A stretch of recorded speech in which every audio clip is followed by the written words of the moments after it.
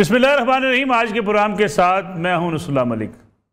नाज़रीन, हमारा सबसे बड़ा मसला ये है कि हम कौमी इश्यूज़ पर भी इत्तफाक राय पैदा नहीं कर पाते, इसलिए कि हर सियासी जमात ये समझती है कि उसका टॉप एजेंडा उसके अपने वोटर्स को खुश करना, अपने कारकुनों को खुश करना और अपनी पार्टी की बेहतरी के लिए काम करना है।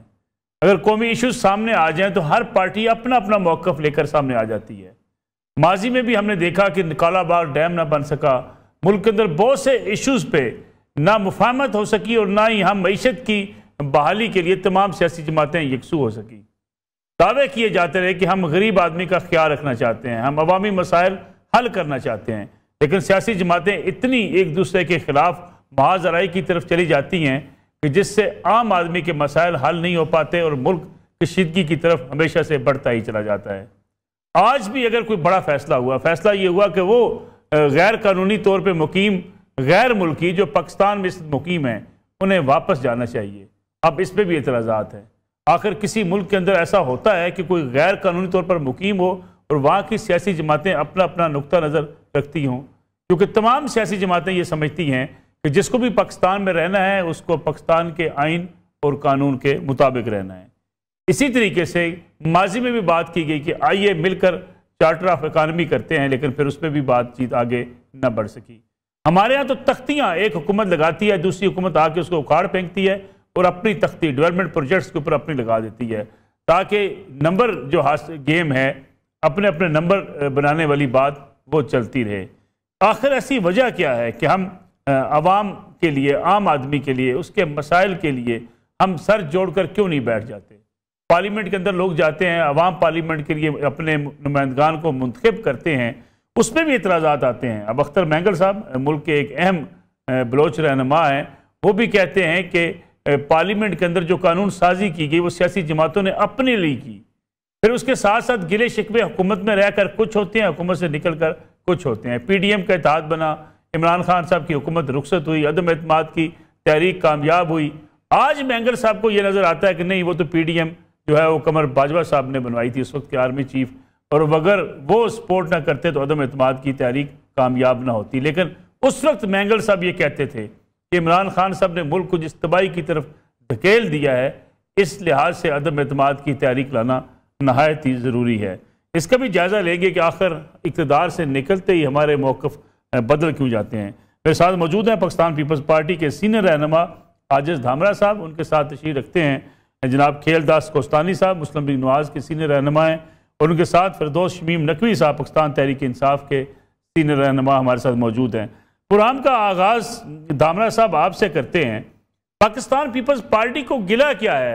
अगर कोई भी ऐसा गैर मुल्की जो पाकिस्तान में मुकीम है, उसके पास डॉक्यूमेंट्स नहीं है, वो गैर कानूनी तौर पर पाकिस्तान में रह रहा है, उसे वापस भेजा जा रहा है, उसे पाकिस्तान से कहा जा रहा है कि वो आए वापस ज़रूर, लेकिन कानूनी दस्तावेजात के ऊपर आए। पीपल्स पार्टी को उससे गिला शिकवा किया हुआ है। देखें, पीपल्स पार्टी का मौक़िफ़ डे फर्स्ट से क्लियर है कि जो इलीगल इमिग्रेट्स हैं पाकिस्तान में उनको वापस जाना चाहिए, और जिनके डॉक्यूमेंटेशन है और वो कंप्लीट है और वो पाकिस्तानी शहरी है, तो किसी को किसी की ज़ुबान की बुनियाद पर ज़ाहिर इंसानी हुकूक भी हैं, फंडामेंटल राइट्स भी हैं, तो किसी को डिस्टर्ब ना किया जाए। वैसे तो हमारा मौक़िफ़ बिल्कुल ठीक और क्लियर है।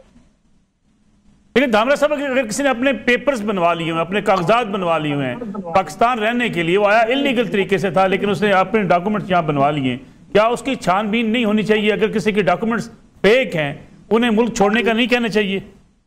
बिल्कुल होना चाहिए। मैं तो इलीगल इमिग्रेट्स की बात करता हूँ। जब इलीगल इमिग्रेट्स की बात करते हैं तो हम सिर्फ अफगानी मुहाजिरीन की बात नहीं करते हैं, फिर हम तमाम इलीगल इमिग्रेट्स जो रह रहे हैं हम उनकी बात करते हैं, क्योंकि मुआशी तौर पर पाकिस्तान ये अफोर्ड नहीं कर सकता। लैंड ऑर्डर की सिचुएशन जो है उसमें बाज़-औक़ात यही लोग इन्वॉल्व होते हैं। तो मैंने ये कहा, और पीपल्स पार्टी का क्लियर कट मौक़िफ़ ये है कि वो लोग जो ऑफिशियल यहाँ पर रहते हैं उनको छोड़ के बाकी जिन्होंने अगर गैर कानूनी तौर पर कोई डॉक्यूमेंटेशन भी की है तो वो कानून की जकड़ में आने चाहिए। और वो अफगान महाजरीन, दामरा साहब, वो अफगान महाजरीन जिनके लिए मखसूस कैंप्स मौजूद हैं, उन कैंप्स को छोड़ के वो कराची में जा बसें, हैदराबाद में जा बसें, इस्लामाबाद में आ जाएं, लाहौर में आ जाएं, क्या उन्हें वापस कैंप्स में जाना चाहिए या उनको इन शहरों में जहां वो अपनी जायदादें बना चुके हैं वहां रहने की इजाजत दे देनी चाहिए? बिल्कुल, जो मुहाजिरीन है उनको कैंप्स में रहना चाहिए। और पाकिस्तान में मेरे ख्याल में अपनी मेहमान नवाजी का, और खास तौर पर सूबा सिंध ने अपनी मेहमान नवाजी का भरपूर मुजाहरा भी किया है ना। तो इलीगल की जब हम बात करते हैं तो सिर्फ हम अफगान मुहाजिरीन की बात नहीं करते, और इसमें ये एक अलमिया है, और इस बात का हम सबको एतराफ़ करना चाहिए कि हमें शुरू से लॉ जो ऑर्डर है उसको मेंटेन करने के लिए रूल ऑफ लॉ को इम्प्लीमेंट करना चाहिए था, और जो इलीगल इमिग्रेट्स रहते हैं उनको अपनी कैंप्स में रहा जाइए। और जिन जिन ममालिक में सिचुएशन ठीक होती जा रही है तो ये जो शहरी हैं जिन जिन ममालिक के, उनको वापस भेजना चाहिए था, जो अनफॉर्चुनेट पहले पाकिस्तान में नहीं हुआ। फिरदौस शमीम नकवी साहब, जो मैंने अपने आगाज़ में ही कहा था कि हमारे यहाँ हम जब पॉलिसियाँ बनाते हैं तो एक सियासी जमात इसलिए मुखालफत करती है कि उसके वोटर्स को, उसके सपोर्टर्स को ये सूट नहीं करता। हमारे यहाँ डैम्स नहीं बन सके, हमारे यहाँ बिजली महंगी इसलिए कि हम पानी से बिजली बनाने से आज तक कासर रहे हैं। आपकी भी हुकूमत रही, लेकिन ना हम चार्टर ऑफ इकानमी कर सके, सियासी जमातें आपस में लड़ती रहीं, बिलाखिर नौबत यहाँ तक आन पहुँची है कि आज महंगाई आपके कंट्रोल में नहीं है, बेरोजगारी बढ़ती चली जा रही है। कितना कसूर है सियासी जमातों का? जी, पहली चीज तो देखिए, आप हर चीज सियासी जमातों पे डाल दें या उन सारे एक्टर्स पे डाल दें जो पाकिस्तान की सियासत में खेलते हैं, उसमें सिर्फ सियासी जमातें नहीं हैं। बुनियादी तौर पे चार्टर ऑफ इकोनॉमी है क्या and why is it needed? बात यह है कि आप ये कहें कि Pakistan needs to develop long term economic policies, और उन लॉन्ग टर्म पॉलिसीज को जो है वो कॉन्स्टिट्यूशनल प्रोटेक्शन मिलना चाहिए। ठीक, अभी तक किसी हुकूमत ने ये प्रपोज किया है? फॉर एग्जाम्पल, ये चार्टर ऑफ इकोनॉमी का जो जुमला किया गया वो चार्टर ऑफ डेमोक्रेसी के बाद आया है। वो चार्टर किसी पार्टी ने पेश किया है कि दूसरी पार्टियां कहें कि हम रिजेक्ट करते हैं या हम एक्सेप्ट करते हैं। हम तो कहते हैं कि जो कुछ करना है वो पार्लियामेंट में करो, बैठ के पार्लियामेंट में आएगा, वहां आप वोट कीजिए, let's go for the long term policies. लेकिन फिरदौस शमीम नकवी साहब, जब आपकी हुकूमत आई थी, इमरान खान साहब वज़ीर आज़म बने थे, उस वक्त के अपोजिशन लीडर शहबाज शरीफ साहब ने यही चार्टर ऑफ इकानमी पेश किया था, आए मिलकर पार्लियामेंट के अंदर मैशत के हवाले से एक ऐसा मुआहदा कर ले, लॉन्ग टर्म मुआहदा कर लें ताकि मैशत को नुकसान ना हो। तब इमरान खान साहब ने ये बढ़ता हुआ हाथ झटक दिया था। नहीं जी, कोई बढ़ता हुआ हाथ नहीं। क्या रहे थे? हमने कहा जो चीज करनी है आप पेश कीजिए फ्लोर ऑफ द हाउस पे। कोई चीज उन्होंने तो आज तक, जब 16 महीने हुकूमत में आए थे, उन्होंने उस वक्त क्यों नहीं पेश कर दिया? चलिए, उस वक्त तो वो इमरान खान के मरून मिन्नत थे कि वो एक्सेप्ट करे या नहीं करे। जब वो खुद 16 माह रहे, उसमें क्यों नहीं किया? 13 जमातें उनके साथ थी, 18 की सपोर्ट थी। देखिए, you must walk the talk. बात कह देना आसान है। चार्टर ऑफ डेमोक्रेसी हुआ, क्या इंप्लीमेंट हुआ सिंध में?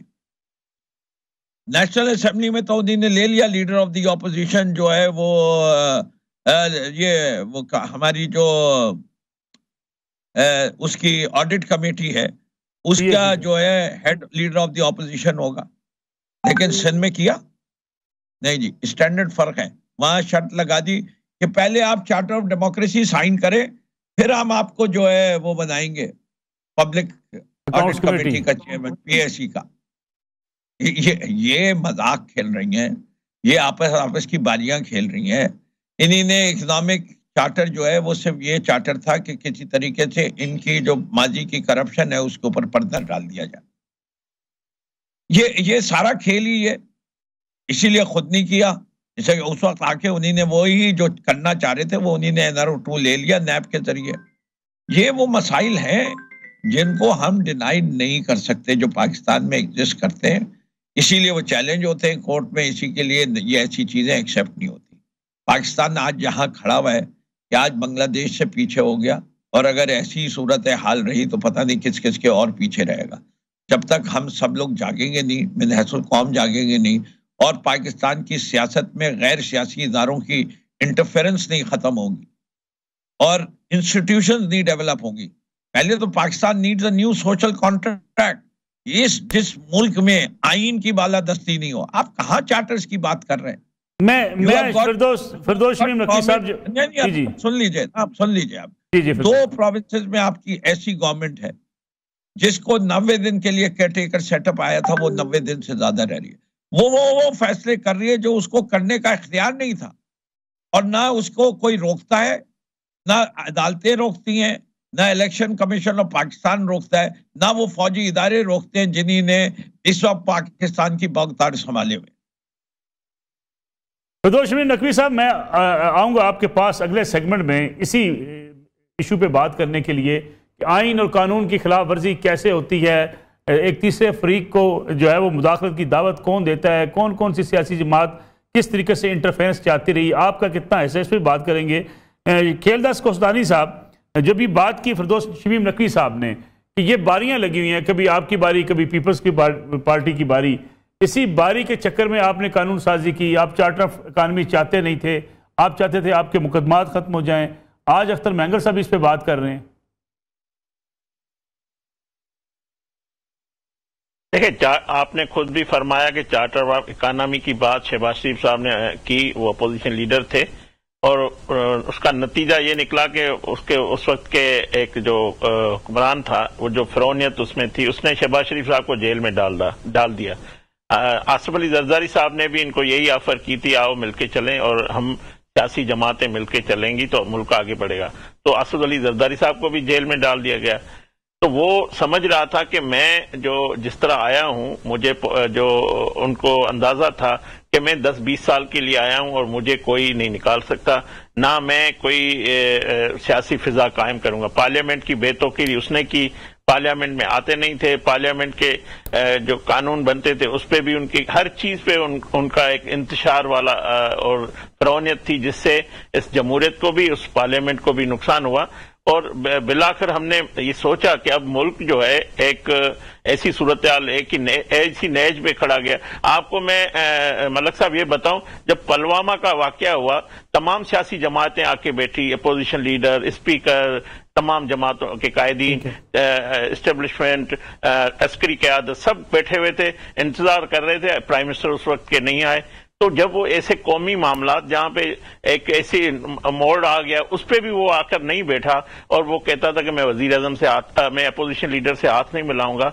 तो उन्होंने सारी पार्लियामानी रवायात, पाकिस्तान के सियासी इक़्तिदार को उनको एक तरफ रख के उसने अपनी फिरौनियत, अपने जो जाती अन्ना और तकब्बुर का वो शिकार रहे, और फिर आखिरकार उसको हमें मुल्क बचाने, मुल्क डिफॉल्ट होने के, वो चाह रहा था कि मुल्क श्रीलंका बन जाए। हमने पार्लियामानी तंदाज से इसका जवाब दे दें खेलदास कोस्तानी साहब, इस बात का जवाब दे दें जो बात कर रहे हैं नकवी साहब कि 16 माह आपके पास आए, आप उस वक्त चार्टर ऑफ इकानमी कर लेते ना।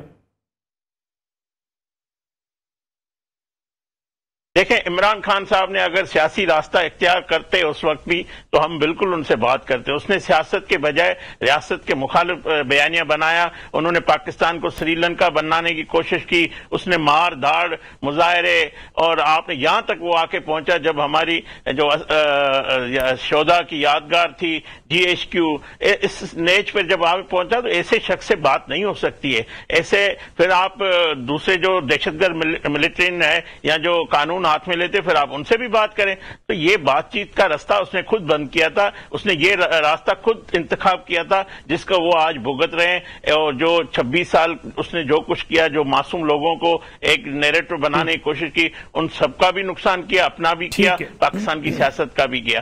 तो ये इंतखाब उसका था, उससे हम कभी भी बात ना करेंगे, ना करते। अभी आप जो बात कह रहे हैं, 21 अक्टूबर कायद मोहतरम नवाज शरीफ साहब की जो तकरीर है, उन्होंने बरमला कहा है तमाम जमातें, तमाम इदारे आइन के मुताबिक आगे बढ़े। तो उसमें यही नैरेटिव है कि हम कौमी मामला, जो इकानमी हो, डेमोक्रेसी हो, जो इसमें आप सबके साथ मिलकर चलने को तैयार है। कोस्तानी साहब, मुझे एक कमर्शियल ब्रेक लेनी है, कमर्शियल ब्रेक से वापस आएंगे। तो फिरदौस शमीम नकवी साहब ने जो एक नया टॉपिक दे दिया है, मेरा इरादा नहीं था इस पर बात करने का, लेकिन आज इसी पे बात करते हैं कि ये इंटरफेरेंस, ये कानून की खिलाफ वर्जी, आइन की खिलाफ वर्जी, और ये करता कौन है? आम आदमी करता है या यही सियासतदान और हुक्मरान करते हैं जो इक़्तिदार के ईवानों में बैठे होते हैं? इस पर बात करेंगे ब्रेक के बाद। पुराना एक बार फिर खुश आमदीद। आजिज धामरा साहब, आपकी इजाज़त से मुझे फिरदौस शमीम नकवी साहब की तरफ जाना है। फिरदौस शमीम नकवी साहब, थोड़ा सा मैं आपके सामने बैकग्राउंड रख दूं जिसका जिक्र आपने किया, जिसका आप गिला शिकवा करती हुई PTI नजर आती है। 2002 के इंतखाबात हुए, जनरल मुशर्रफ के साथ इमरान खान जाकर खड़े हो गए। पीटीआई के ऊपर इल्ज़ाम यह है कि 2018 के इलेक्शन में वो सिलेक्टेड थे, उन्हें इदारों की मुकम्मल सपोर्ट हासिल थी। उस सपोर्ट की बुनियाद पर पाकिस्तान तहरीक इंसाफ कामयाब हुई। इमरान खान साहब इक़्तिदार से निकले तो उस वक्त भी उन्होंने अपने बेशतर इंटरव्यूज़ में इस बात का इकरार किया कि एजेंसीज कैसे मुझे सपोर्ट करती थी, हम एक पेज पर थे, जनरल बाजवा से बड़ा इस मुल्क में जमहूरियत पसंद कोई नहीं था। इक़्तिदार से निकलने के बाद इमरान खान अपने जलसों में मुसलसल पुकारते रहे कि मैं सियासतदानों से बात नहीं करना चाहता, मैं फौज से बात करना चाहता हूं। जब सियासतदान खुद फौज को बुलाएंगे, खुद तहरीक इंसाफ फौज को बुलाएगी अपने मामला सेटल करने के लिए, तो फिर आप ये गिला कैसे करेंगे कि किसी को सियासी मामलात में मुदाखलत नहीं करनी चाहिए? ये बताइए कि पाकिस्तान में आइन तोड़ा गया है कभी भी या कभी नहीं तोड़ा गया? इतने सालों पाकिस्तान के अंदर कोई भी आइन ले लें, चलिए 1971 का ले लें, 1956 का ले लें, उसको किस किस ने एब्रोगेट किया, जरा उसके नाम लेके आइए। आइन तोड़ने वालों के साथ जाके सियासतदान खड़े हो गए। मैं लिस्ट नहीं, पहले आप उनके नाम लीजिए। अगर आपने इस मौजू पे बात करनी है तो पहले बताइए कि 1958 में 1956 के आइन को खुडे लाइन किसने लगाया? लीजिए ना नाम, आपकी अगर कांपे नहीं टांगे। मैं लंबी लिस्ट सुनाता हूं आपको। अयूब खान ने तोड़ दिया, ज़िया-उल हक साहब ने तोड़ दिया, मुशर्रफ साहब ने तोड़ दिया, लेकिन इन सब के साथ सियासतदान खड़े हुए। ये हजरात कितने अरसे के लिए आए थे? नकवी साहब, जब मुशर्रफ साहब ने आइन तोड़ा, आप मुशर्रफ साहब के साथ जाके खड़े हो गए। ये हजरात कितने अरसे के लिए आए थे? सर इसलिए कि आपके सियासतदान वहां जाके खड़े हो गए उनके साथ। जनरल साहब जब हुकूमत में थे, ये आए थे 90 दिन के लिए। रहे कितने अरसे? डायरेक्टली कितने अरसे रहे? 30 साल से ज्यादा। और बाकी जो जनरल साहब थे, जब पाकिस्तान 2 लाख हुआ उस वक्त कौन सरबराह था? कौन था? नकवी साहब मेरी गुजारिश है, कौन करता था? मुशर्रफ। नकवी साहब मेरी गुजारिश है, चूंकि टाइम कम होता है प्रोग्राम के अंदर, मेरी गुजारिश है कि जब भी आइन टूटा सियासतदानों ने कंधा दिया, सियासतदान जाके साथ खड़े हो गए। ये इस्टेब्लिशमेंट के जर्नलिस्ट कह सकते हैं। पाकिस्तान की हकीकी तारीख ये बताती है। इमरान खान साहब जब जनरल मुशर्रफ के साथ खड़े थे, तस्वीर बना रहे थे उस वक्त। अरे भाई, इमरान खान नादान, इमरान खान जो है, इमरान खान को छोड़ दीजिए। अब इस वक्त हम तारीख की बात कर रहे हैं। तारीख हमें यह बताती है कि हम आज जहां खड़े हुए हैं उसके अंदर अक्सरियत का वक्त जो है वो या तो फौजी खुद आमिर हुकूमत में हेड कर रहे थे, या वो पपेट ऑन अ चेन ऐसे लोगों को लेके आए हुए थे, जैसे नवाज शरीफ साहब, जिनको ज़िया-उल हक ने अपना बेटा बनाया, जिन्हें रोते रहे कि भाई मेरे जिस दिन ज़िया-उल हक साहब का इंतकाल हुआ है तो नवाज शरीफ की तकरीर सुन लीजिए जो उन्होंने उसकी शान में। सर मैं आपकी बात से इत्तेफाक कर लेता हूं नकवी साहब, लेकिन यही इल्जाम आपके ऊपर है कि आप कमर बाजवा साहब के गुण गाया करते थे। अच्छा जी, मैंने खड़ा कर दिया, हमसे गलती हो गई। चलिए आगे चलिए, ठीक है आगे चलिए, यही सुनना चाह रहे हैं। पाकिस्तान की आपको मानना पड़ेगा, आपको ये बात माननी पड़ेगी कि अगर किसी और ने आशीर्वाद दी तो आपने भी आशीर्वाद दी। एक मिनट हमें पाकिस्तान का मुस्तकबिल संभालना है। मलक साहब, मुझे मुर्दे उखाड़ने से कोई फायदा नहीं है। पाकिस्तान को अगर सही राह पे चलना है तो आपको इंस्टीट्यूशंस को मजबूत करना पड़ेगा और सियासी जमातों को मिल बैठ के बात करनी पड़ेगी। आपको डेमोक्रेसी और पार्लियामेंट को मजबूत करना पड़ेगा। इसके अंदर अनड्यू इंटरफेरेंस नॉट अलाउड।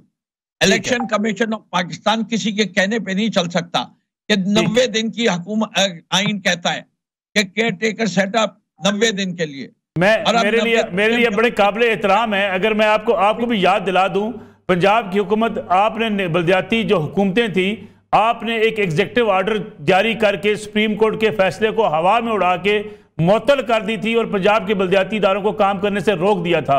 आइन आपको इस बात से मना करता था, लेकिन आपने आइन को उड़ा के रख दिया कि इसलिए कि बल्दियाती इदारे पाकिस्तान तहरीक इंसाफ के नहीं थे। नकवी साहब ये हकीकतें हैं। अच्छा जी, आपने कह लिया जी सर। आप ये बता दीजिए, ये कहाँ लिखा हुआ आइन में कि बल्दियाती इदारों को तो कोई प्रोटेक्शन ही नहीं दी पाकिस्तान के आइन ने? वो तो प्रोविंशियल गवर्नमेंट का सर, उनकी मुद्दत पूरी नहीं हुई थी, आपने खत्म कर दिए। एक भाईजान, मैं आपसे जो बात कह रहा हूं उसमें आप कह रहे हैं आइन तोड़ा। आप आइन पढ़े तो आइन में कहाँ है प्रोटेक्शन? कहाँ लिखा हुआ है कि जब आईनी हुकूमत खत्म, जब कोई बल्दियाती हुकूमत खत्म की जाएगी उसका 90 दिन में इलेक्शन कराया जाएगा? हम तो ये कह रहे हैं कि इंट्रोड्यूस करो। सर, तोड़ने का इख्तियार भी आपके पास नहीं था कि आप उसे तोड़ सकते हैं। पाकिस्तान पीपल, यार रसूला साहब, आप एक सवाल पूछते हैं ना, उसका जवाब ले लीजिए। आपने एक बात कही कि हमने बल्दियाती हुकूमतें खत्म कर दी। क्या हमारे ऊपर आप जितना मलबा डालना चाहें 3 साल का, हम उसको डिफेंड करने को तैयार हैं। क्या हमने कोई गलती नहीं की? मैं तो नहीं कह रहा, हमसे भी गलतियां हुई हैं।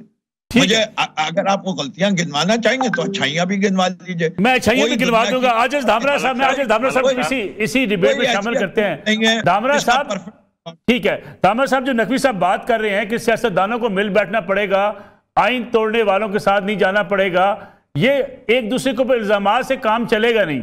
देखें मलिक साहब, मेरे ख्याल में नकवी साहब जो बात कर रहे हैं, पहले तो मुझे उनसे बहुत हमदर्दी भी है और एहतराम भी है, एहतराम का रिश्ता भी है।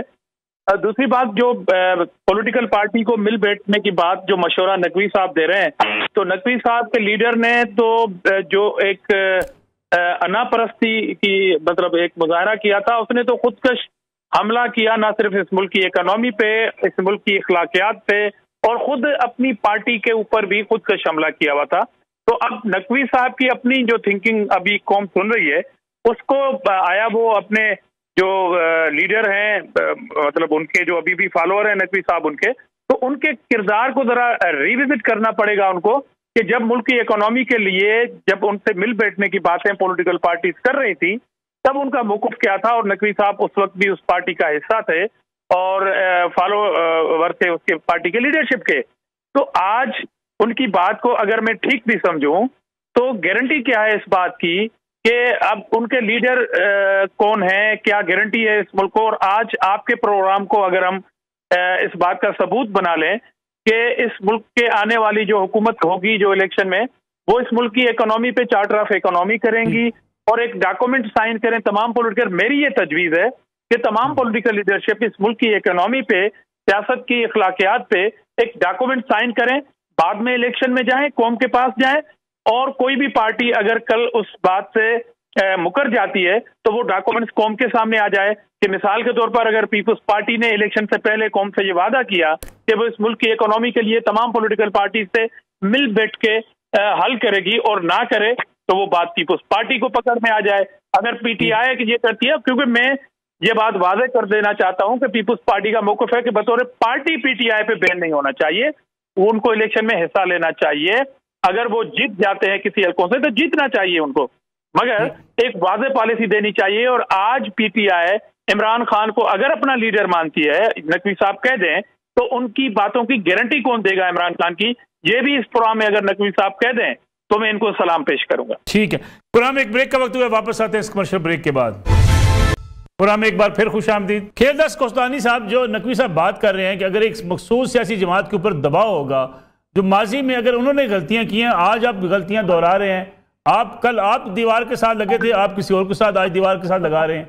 देखें मलिक साहब, पहली बात जो ये कह रहे हैं कि आइन तोड़ने वालों को कटहरे में खड़ा किया जाए। देखे, इस मुल्क में मामरों ने आइन तोड़ा, जनरल मुशर्रफ ने आइन तोड़ा, उस पर आर्टिकल 6 भी लगा। इन्हीं की हुकूमत में वो केस जब अपने मंतकी अंजाम पे पहुंचने वाला था, इन्होंने क्या सहूलतकारी की इनकी हुकूमत ने। तो जो आइन सियासी जमात किसी ने तोड़ा है, किसी सियासी रहनुमा ने तोड़ा है, वो सुप्रीम कोर्ट का फैसला अप्रैल में जब हम नो कॉन्फिडेंस मूव कर रहे थे, वो फैसला मौजूद है। उसका मुर्तकब सदर ममलकत जो आज भी बैठा हुआ है, आरिफ अलवी साहब, वजीर आजम इमरान खान, कासिम सूरी साहब और फवाद चौधरी साहब, जो कल फैसला आया है वो मौजूद है। उन्होंने आइन को इन्होंने तोड़ा है, सियासी जमातों के एक जमात एक हुकूमत ने तोड़ा है। तो क्या ये बता दें कि आइन तोड़ने वाले की वाज़ेह है, उसको सजा क्या होनी चाहिए, उस पर आर्टिकल 6 लगना चाहिए, नहीं लगना। जब तक खेलदास कोस्तानी साहब वो तो कहते हैं आगे बढ़ जाए, माजी में आपकी गलतियां थी, उनकी गलतियां थी, लेकिन आज लेवल प्लेइंग फील्ड सबके लिए होना चाहिए, वो तो ये डिमांड कर रहे हैं। नहीं, मैं अभी वक्त गुजरा नहीं है। इमरान खान साहब चाहते थे कि अपोजिशन में थे, उन्होंने खुद पार्लियामेंट को छोड़ा, खुद पंजाब हुकूमत तोड़ी, केपी के हुकूमत तोड़ी, कभी ये हुआ है कि अपोजिशन रहनुमा जो इक्तदार में पार्लियामेंट के अंदर भी न हो, बाहर बैठ के फैसला करे आके सड़कों पे कि इस मुल्क का चीफ ऑफ आर्मी मेरे मर्जी से लगना चाहिए, इस मुल्क का चीफ जस्टिस मेरी मर्जी का लगना चाहिए, उसके लिए वो इंतशार के बुलाएगा, मासूम लोगों को ढाल बनाएगा, जत्थे लेके आएगा, तो ये रियासत इस तरह आगे नहीं बढ़ सकती। तो ऐसे एक्टर जो भी हैं जो इस किस्म की सियासत, दहशतगर्दी वाला एलिमेंट हो, उससे बातचीत नहीं हो सकती, ये वाज़ेह है और इन्होंने करके दिखाया है। और हमें अब फैसला करना पड़ेगा कि इस किस्म के लोगों को सियासत में आना चाहिए या नहीं आना चाहिए, जो आइन की खिलाफवर्जी भी करते हैं, जो पार्लियामेंट की बेतौकीरी भी करते हैं, जो इदारों पे हमला भी करते हैं। तो ये सब कुछ इनका रिकॉर्ड है। तो मैं समझता हूं ऐसी जमात, लेकिन नकवी साहब ने क्या किया है? नकवी साहब सियासत में हिस्सा लेना चाहें, इलेक्शन लड़ना चाहें, आपको क्या इतराज है? दामरा साहब जो कह रहे हैं कि पीटीआई बतौर जमात आ सकती है, बिल्कुल हम चाहते हैं कोई जो अगर जमात में कोई ऐसे लोग हैं जो किसी केसेस में नहीं है, उनको इंतखाब का हिस्सा लेना चाहिए, मगर बल्ला हो और बैट्समैन नहीं होगा तो वो कैसे इलेक्शन लड़ेगा? तो इनका हाल ये है, बल्ला तो है, बैट्समैन नहीं है, खिलाड़ी नहीं है इनके पास, तो अब क्रीज खाली है, उसमें हमारा कसूर नहीं है। आए जाके अपने बैट्समैन ढूंढे, टीम बनाए, नया कप्तान ढूंढे, तो क्यों नहीं हिस्सा ले सकते? दहशतगर्दों से बात नहीं हो सकती और ये मुल्क अब इजाजत नहीं दे सकता कि इस किस्म के लोगों से बात की जाए। इस किस्म के लोगों को नकवी साहब होने वाले हालात में आगे तो बढ़ना है, ये मुल्क आगे रास्ता क्या होगा? ये जो एक जी, पहले तो मैं इनका जवाब दे दूं, यही जुल्फिकार अली भुट्टो थे और शाहिया अली खान थे जिन्होंने एक पॉपुलरली इलेक्टेड आदमी को, जिसने मेजॉरिटी हासिल की थी, उसको पाकिस्तान का वजीर आजम बनने नहीं दिया था। यहां हम वहां तुम, ये नारा हमने तो नहीं दिया था, हमने तो ऐसी बातें नहीं की थी उस वक्त। अभी आप सुनो,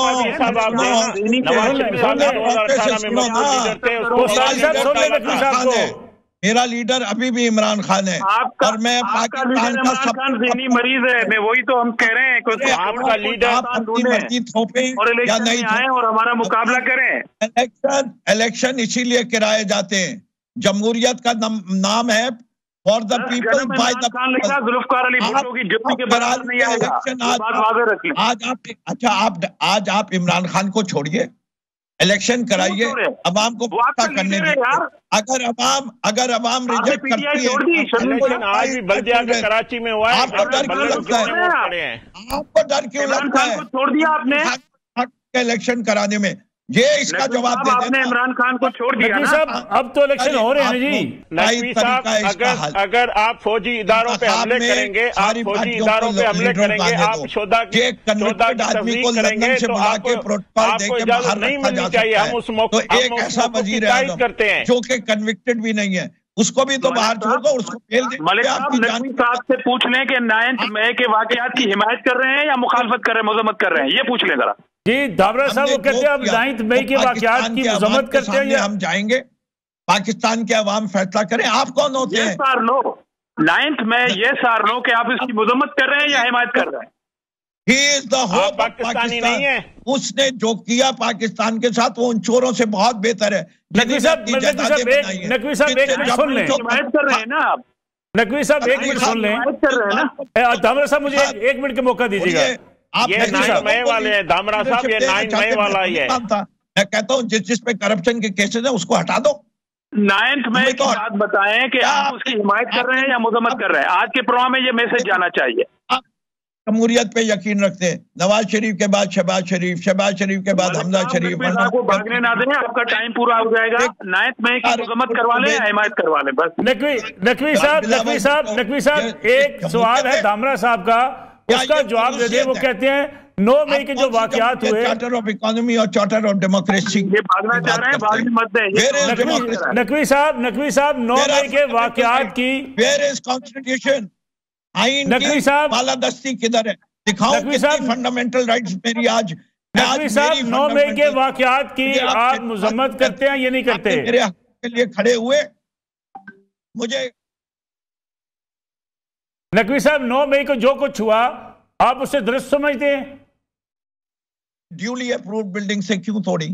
मेरी कंपनी को, मेरे ऊपर मेरी रिस्क को क्यों तंग किया गया, मेरे अकाउंट्स को क्यों सील किया गया? आप 9 मई की मजम्मत करते हैं या हिमायत? नकवी साहब ये बता दें, आज के प्रोग्राम की ब्रेकिंग न्यूज है। मैं 9 मई की मजम्मत किस केस की? मैं कहता हूं किसी भी इमलाक को, कोई भी इमलाक को, चाहे वो बेनजीर भुट्टो के शहीद होने के ऊपर गाड़ियां जलाई गई हो, मैं उनकी भी मजम्मत। अकल आ गई अभी बीबी की शहादत की मजम्मत करने। ज़ियारत रेजिडेंसी को आग लगाने को भी मजम्मत करता हूं, लेकिन मुझे ये भी पता है कि मैं कराची के कोर कमांडर के घर के पास पर भी नहीं मार सकता, मैं कोर हेडक्वार्टर्स के आसपास भी नहीं जा सकता। मुझे ये भी पता है कि लाहौर में भी नहीं आ सकते थे लिबर्टी चौक से। ये कौन गए थे नकवी साहब, खुदा के लिए ये कौन लोग थे? इनकी वीडियोस हैं, इनके बयानात हैं, वो खुद जत्थों को लेकर जा रहे हैं, लोगों को पुकार रहे हैं। उसकी इंक्वायरी हुई है, ये सारा ड्रामा नचा रहे हैं आप लोग। नकवी साहब वो तो लोग वीडियोस है सारी। पानी का गिलास पिलाएं जुडिशियल और उनसे पूछें कि 9 मई की मजम्मत कर दे या हिमायत कर दे, बस। नकवी साहब, इमरान खान साहब ने खुद कहा कि जब मुझे गिरफ्तार किया गया तो लोगों ने कहां जाना था, इन्हीं जगहों पे जाना था। ये खुद इमरान खान साहब ने माना हुआ है। गिरफ्तार किसने किया था? रेंजर्स क्यों आए थे? तो फिर आपने कोर कमांडर हाउस पे हमला कर देना था, जीएचक्यू पे हमला कर देना था। नहीं, हमने तो नहीं कहा हमला किया है, जिन्होंने हमला किया उनको सजा दो। तो नवाज शरीफ साहब को इमरान खान साहब ने खुद कहा हुआ है। आपके लीडर ने जिसने कहा हमला करो, आप नहीं होंगे, इमरान खान है। मलक साहब तो अंदर बैठा हुआ था। मेरे लीडर के ऊपर जो हमला हुआ है उसकी जेआईटी बनी थी, क्यों नहीं पकड़े गए अभी तक? आपके लीडर ने कहा कि जब मुझे गिरफ्तार किया गया तो मेरे लोग कहां जाते? किसकी कप पे टांग गई? आप लोगों के पास एक ही हल है, इस दलदल से निकलने का वाहिद हल है। चले वो बता दें। Free election, let PTI participate in it openly, same way as Nawaz Sharif is. आजिज धामरा साहब 30 सेकंड। जो आवाम का फैसला होगा हम कबूल करेंगे। ठीक है आजिज धामरा साहब 30 सेकंड आपके पास। लेवल प्लेइंग फील्ड मेरा आपका आखिरी सवाल है कि सारे तो लोगों लें कि वो 9 मई की मजम्मत करते हैं या हिमायत करते हैं, बस सिंपल सवाल है। मजम्मत कर रहे हैं नकवी साहब, मजम्मत कर रहे हैं इसकी। मजम्मत नहीं कर रहे हैं, मिक्स कर रहे हैं। चले प्रोग्राम का वक्त खत्म हो गया। खेलदास कोस्तानी साहब, आजिज धामरा साहब, फिरदौस शमीम नकवी साहब, आप तीनों मेहमानों को बहुत शुक्रिया। इंशाल्लाह नाज़रीन अगले जुमे रात 10:03 पर आपसे दोबारा मुलाकात होगी। इजाज़त दीजिए, अल्लाह हाफ़िज़।